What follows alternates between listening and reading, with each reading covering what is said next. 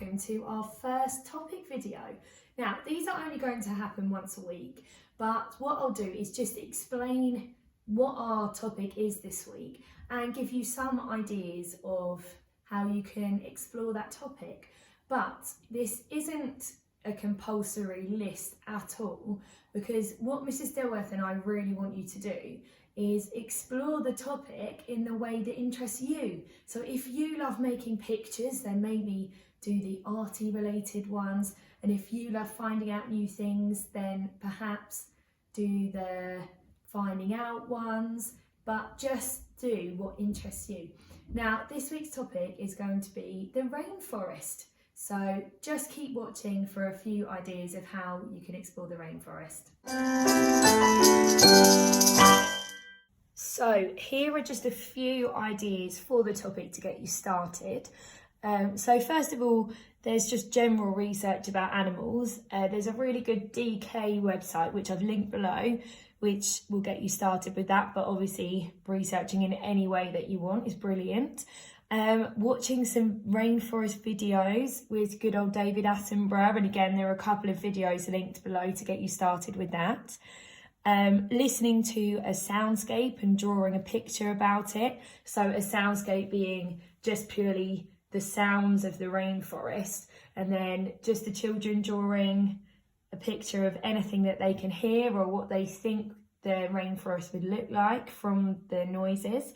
Drawing a picture of your favourite rainforest animal would be brilliant, and feel free to stick anything like that in the purple books that we've given you. We'd love to see them, or send us an email with the photos of them on. Explore more unusual rainforest animals. So I know in my class we loved looking at some really unusual sea creatures, my personal favourite being the red-lipped batfish, if anyone wants to look that up. And finally, create a rainstick. There is a video linked below just to give you an example of how you could do that, although there's a good joke in there because it says use rice, which I doubt is going to happen at the moment, but anything that makes a great noise would be fantastic. Just to give you a bit of extra inspiration, I'm now going to read you this story, The Great Kapok Tree, and it is by, the author is Lynn Cherry. And the reason I'm reading this story is firstly because it has loads of lovely rainforest animals that might just give you a few ideas of things to explore, but it also talks about the environment. So we'll be learning loads about the environment this term and what happens when people go into rainforests and start chopping down trees and how much it affects the animals. So I really hope you enjoy the story.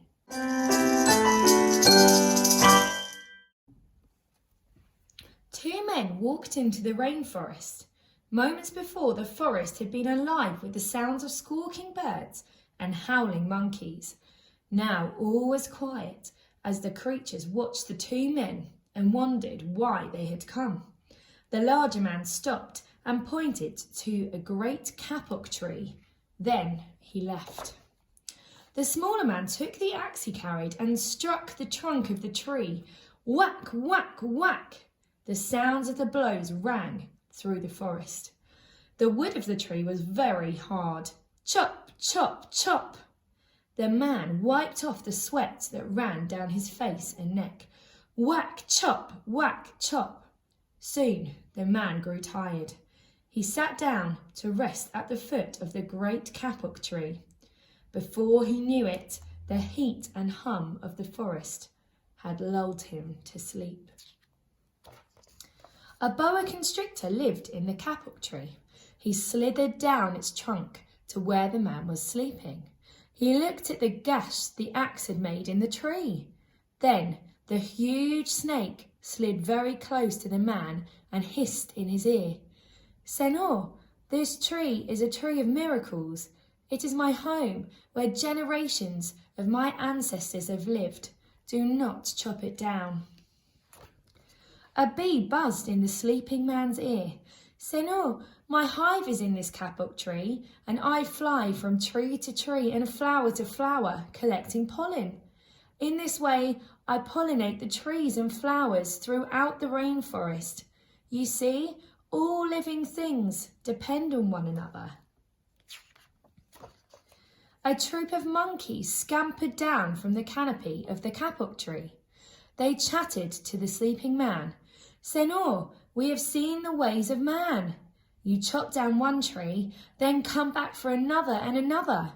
The roots of these great trees will wither and die, and there will be nothing left to hold the earth in place.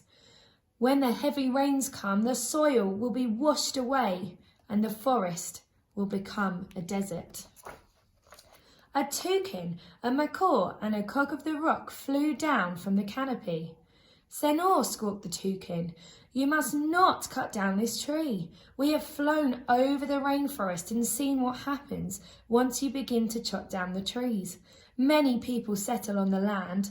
They set fires to clear the underbush, and soon the forest disappears. Where once there was life and beauty, only black and smouldering ruins remain." A bright and small tree frog crawled along the edge of a leaf. In a squeaky voice, he piped in the man's ear. "Senor, a ruined rainforest means ruined lives. Many ruined lives. You will leave many of us homeless if you chop down this great kapok tree." A jaguar had been sleeping along a branch in the middle of the tree. Because his spotted coat blended into the dappled light and shadows of the understory, no one had noticed him. Now he leapt down and padded silently over to the sleeping man. He growled in his ear, "Senor, the kapok tree is home to many birds and animals. If you cut it down, where will I find my dinner?" 4 tree porcupines swung down from the branch to branch and whispered to the man, "Senor, do you know what we animals and humans need in order to live? Oxygen. And Senor, do you know what trees produce? Oxygen.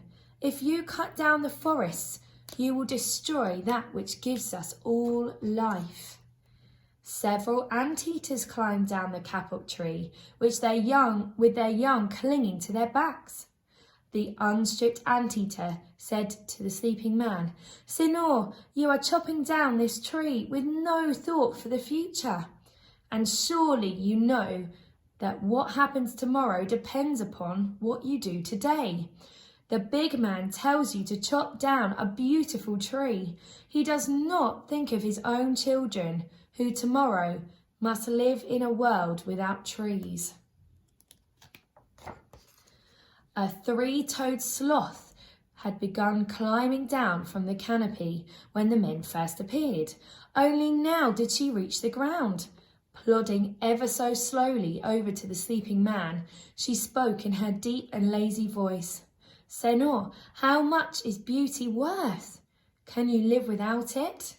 If you destroy the beauty of the rainforest, on what would you feast your eyes?" A child from the Yanomamo tribe who lived in the rainforest knelt over the sleeping man. He murmured in his ear, "Senor, when you awake, please look upon us all with new eyes." The man awoke with a start. Before him stood the rainforest child, and all around him, staring, were the creatures who depended upon the great kapok tree. What wondrous and rare animals they were! The man looked about and saw the sun streaming through the canopy. Spots of bright light glowed like jewels amidst the dark green forest.